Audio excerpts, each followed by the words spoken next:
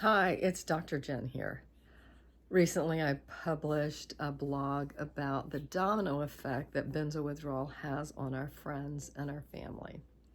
And there were quite a lot of things that here's all the negative impacts, and here's things that you can do to help. Uh, what I realized was I never added what are some of the possible positive outcomes of benzo withdrawal on a family. And before you reach for the rotten tomatoes to throw them at the screen, hear me out. Yes, benzo withdrawal is a really challenging, difficult time. It is, for many of us, the best word is torture. Not to trigger anybody, but if you've had a really traumatic withdrawal experience, you know what I'm talking about. It is grueling, it is difficult, it is frightening, and we lose a lot. Many of us lose quite a bit. I know, it's a hard time. But it can also be a time of great healing and great transformation. That's certainly my story. I don't think that I would be where I am today, the person who I truly love, and to be where I am with all the knowledge that I've had and that I've acquired, that I've, worked so hard to acquire, if I hadn't gone through benzo withdrawal. And I feel like my family, at the end of the day, maybe not in the middle of it all, but at the end of the day, my family became stronger, more loving, more gelled, more together because of my benzo withdrawal experience. And here's why I think a lot of that happened.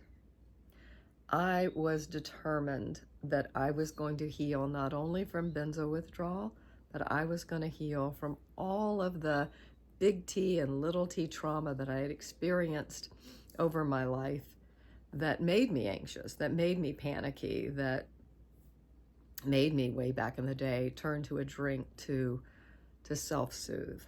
I knew I wanted not only to heal from benzo withdrawal, but I wanted to heal what got me on a benzo in the first place. Why did I go see a doctor? To say, I'm anxious, I'm having panic, I don't know what to do. What led me to that place, to that moment? And as we know, benzos don't cure anything. Far from it. And many of the people that take it, they actually cause anxiety and panic because of that neuroadaptation, the downregulation of the GABA receptors. So I really wanted to heal. And so I thought about, well, what constitutes true healing? When I was earning my doctorate, I was so fortunate to do a workshop with Dr. Peter Levine and Dr. Bessel van der Kolk, I think two of the world's top leading traumatologists. They opened my eyes to a lot. I was stunned, to be honest, about what trauma does in our body. Anyway, it was wonderful things that I learned. So I thought, okay, what can really help me heal? Do I need, sensory motor psychotherapy? Do I need EMDR, which I was trained in when I was earning my doctorate? What do I really need? I want to heal, not just from benzo withdrawal. I want to heal all the slings and arrows, all the wounds that made me so anxious, that made me have, I had unskilled coping mechanisms. They weren't very healthy.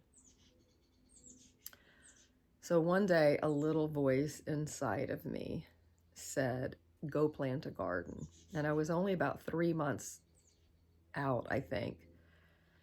And I remember going, wait a minute, what? It kind of sounded like you said, go plant a garden. I'm kind of bedridden here, kind of busy being in benzo withdrawal, and, it's really bad. And the voice was insistent, go plant a garden. And I've kind of learned not to ignore what I call divine downloads. So put on some old overalls and drug myself outside and I started to garden. And it was through the act of gardening, it was while I was in the garden that the answer to healing came to me. And that was, I realized that the most generative force on the planet, the most creative, the most healing, is love. And so I said, okay, that's the journey that I have to go on, that I want to go on. And it was not easy because I've got an ego, just like you've got an ego. And I want the world to look a certain way. I want to control people, places, and things, but I can't. Neither can you. None of us can. So I had to learn radical acceptance and patience and forgiveness. There were a lot of things that I needed to learn. But every single day I showed up and said, I'm going to try and think and feel and do the most loving thing. Now, in the middle of Benzo withdrawal, I had horrible intrusive thoughts, and they were very frightening. They were way out of character for me. And I just had to go, okay, no judgment here. They're not about my character, my morals, my values, my ethics. They're just a body function. And I just had to observe them. But it was hard at times. But I just kept saying, I'm going to try and think, feel, and do the most loving thing. And over time, love started to heal me. I forgave everybody in my past. I forgave myself. I had learned to have a lot of compassion for myself, to realize that I had coped the best that I could with all the trauma that I had grown up with, and to understand that trauma had wired my brain in a way that didn't allow for my highest and best potential to come through.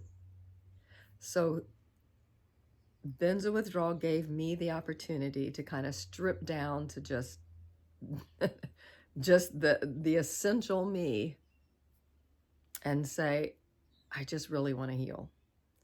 And then I put love into action, and love is wrapped up in all of those things that are in that fourth cornerstone of well-being. I'm always talking about these four cornerstones of well-being: eat right, move enough, stress less, love well. And loving well, or being in the connect state, that's our default state of our autonomic nervous system. It's called the connect state. It's a pro-social stance. We can look outside of ourselves. And inside of those, in the fourth cornerstone of well-being, it's kindness, caring, compassion, generosity, gratitude, grace, humility, forgiveness, service to others, curiosity, awe, wonder, patience, acceptance, altruism, those types of things. So I just kept saying, those are the things that I'm going to put into practice every single day. And over time, the most amazing thing happened. I healed. I healed not only from benzo withdrawal, but I healed from all the trauma that I had carried around. And as I got more well, curiosity kicked in more and more, and I thought, what can really help us as human beings? Maybe not just in benzo withdrawal, but just all human beings. So I decided to keep studying, and I immersed myself in social neuroscience with a wonderful teacher, Dr. Mark Brady. I did Dr. Will Bolsowitz masterclass on the gut microbiome. I got certified in plant-based nutrition from Cornell University. I got really interested, because I've got sexual abuse in my history. I got really interested in, all things sex and our sexuality, and I got board certified in sexology. So I continue on this path of learning and growing.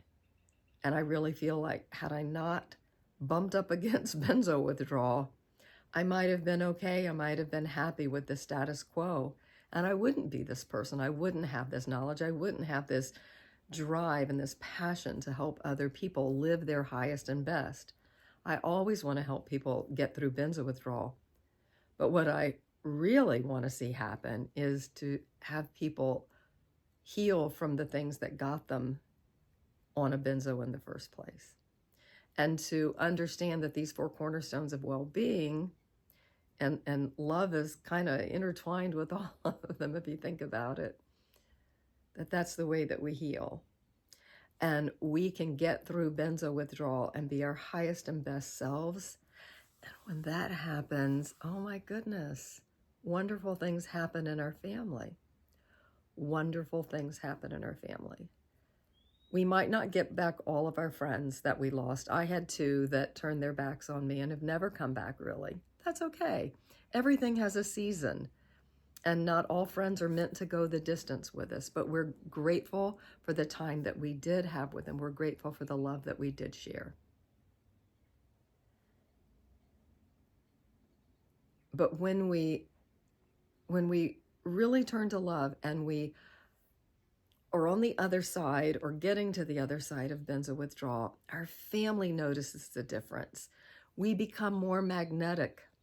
People want to talk to us. They seek us out. They want our advice. They want us to listen to them. They seek our compassion, because on the other side of this, for most of us, oh boy, do we end up having this very deep well for compassion, because we have suffered so horrifically. We understand what it is to suffer. So out of benzo withdrawal, yes, the domino effect was pretty intense for negativity, knocking down things, making a big mess. But as I recovered, if you want to use the image of dominoes, standing back up, but if they not only stood back up, but they moved towards me and embraced me. My family would not be where we are today had I not gone through benzo withdrawal. I think I would still be sober. I got sober first. But I don't believe that this really deep, deep, deep healing, this rewiring of my nervous system, the healing of my gut microbiome, which plays a huge role in our thoughts and moods and feelings, I don't think that would have gotten well. I think I would have stalled. I think my growth would have stalled.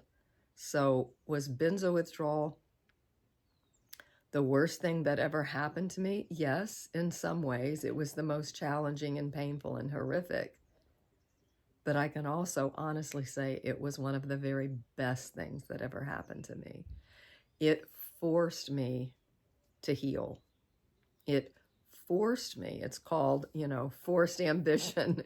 It gave me the opportunity to say, I got to strip everything down to the studs, get rid of the wallboard and the wiring and the plumbing.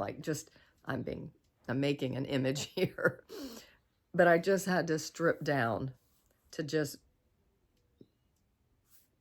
quintessential me, and then put all the pieces back together again the way I really want those pieces put back together, not the way my childhood and any other trauma that had, befallen me up to that point that had changed my brain and my nervous system. I was absolutely determined that I was going to live my highest and best potential. And that is exactly what I'm doing now. And I say it frequently in my support group. I might not be as pretty or strong as I was in my 30s or even 40s, but I am truly the best version of me. I love who I transformed into. I love this version. And I'll let you in on a little secret. This version was who I was always meant to be. And that's true for you too. You were born with talents and gifts and this beautiful uniqueness. You're the only you in the entire world. But trauma and pain and resentment and envy and shame and guilt and all that negativity that resides in the protect state of our autonomic nervous system, the sympathetic fight or flight or parasympathetic dorsal vagal freeze, that's not who you really are. That wasn't who you were born to be. That's who you were shaped into being because of all the adverse things that have happened to you. But right now, today, you have the choice to say, I really want to be my authentic self, who I was always meant to be. We have 4 cornerstones of well-being that can get us there. So I realized that I posted a blog and there was a lot of, these are the negative things and it can impact this and impact that and children and parents and siblings and spouses and partners. But again, what I failed to put in there, be patient. Let yourself heal and really keep turning to love. Keep turning to those 4 cornerstones of well-being, because then you're going to find, like me and my family, it brings you closer together in the end. You might not be there now, trust me. There was a lot of, the drama going on in my family as I was healing. I get it. It was not all, it wasn't a bed of roses. But it's good now. No, it's better than good. It's great. So keep healing. And please know that, yes, I know this is a difficult time. I lived my own difficult recovery. It was really traumatic. But this is also the opportunity for great growth, great transformation, truly. So keep going. Keep doing all the things that you know that help move your nervous system out of the protect state into our default, that parasympathetic ventral vagal response. We've got 4 cornerstones that help with that. There's a lot of good things tucked away in that 4th one. I always think of it as a little pantry. I can go pull this out and pull that out. And put it all into use as best as you can right now. And know that your highest and best self really is waiting for you just around the corner. Seriously, it's so good on this side. So please keep going. Do the best that you can. Reach out, book a coaching session with me if you need a hand to hold. You want me to hold your hand and heart, listen, share with you everything that I know about benzo withdrawal and our brain and nervous system and our gut. Happy to help, or join my live support group. But just keep going, keep healing. And knowing that one day, it's going to be really, really, really good. And it's going to be good because you actually went through this. There's a silver lining here. All right, my dear friends, I appreciate that you have been giving me topic suggestions. I have the blog. Please give me your topic suggestions. I've been writing quite a few lately. I won't publish them all at once. I'll put them out here and there. I don't want to overwhelm anybody. But please don't leave a comment here about what you would like me to do a video about or blog about, because I don't always see everything. I've got so much going on. I don't always answer or see what's going on here on YouTube. So go over to my website, benzowithdrawalhelp.com, and look for the blog that I'm inquiring about. What topics do you want me to do? And please leave a comment and let me know. I'll be happy to write about it or do a video about it. And look forward to being of service to you with more blogs and more videos. I think I've got 750 blog posts now, so head over to benzowithdrawalhelp.com if you need some information about benzo withdrawal. All right, my dear friends, take good care. Let's end as we always do. Are you ready? I am safe. I am healing. I will recover. Let's say it one more time. I am safe. I am healing. I will recover. Because those things are true. I promise.